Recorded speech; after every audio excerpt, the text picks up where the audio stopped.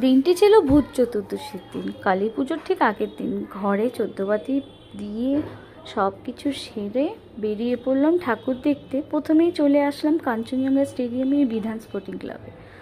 সুন্দর, খুব সুন্দর করেছে প্যান্ডেলটি। দেখো, মায়ের রূপের তো সত্যি তুলনা হয় না, একদম অতুলনীয় মা আমাদের। প্যান্ডেলের কালার কম্বিনেশনটা খুব সুন্দর করেছে, ভেতরে বেশ ফুটেছে, বেশ ভালো লাগছে দেখতে।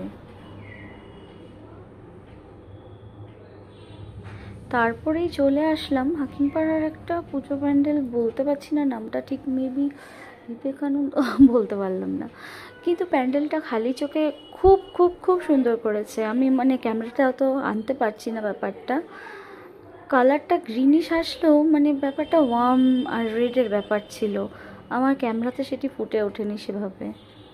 দেখো, খুব সুন্দর লাগছিল মায়ের রূপটা এখানেও, মানে কি বলবো, দেখো সাজটা সত্যি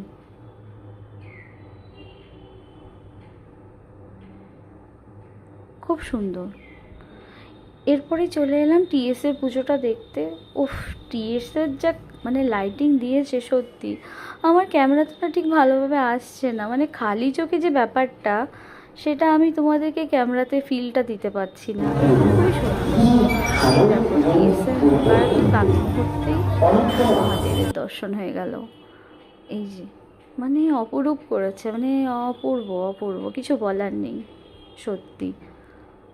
দেখো, এটা মেবি কাল্পনিক শিব মন্দির বানিয়েছে, খুব ভালো। আমরা সত্যি কথা বলতে ঠাকুর আর আজকাল কজন দেখি, মানে ঠাকুর মানে নামটাই দুর্গা পুজো, কালী পুজো, কিন্তু মানে আমরা দেখতে যাই হচ্ছে কি প্যান্ডেল, মানে প্যান্ডেল হপিং বলাটা মানে বেশি মানে মানায়। এরপরেই চলে আসলাম জিটিএসের পুজোটা দেখতে, কালচক্র। দেখো, খুব সুন্দর।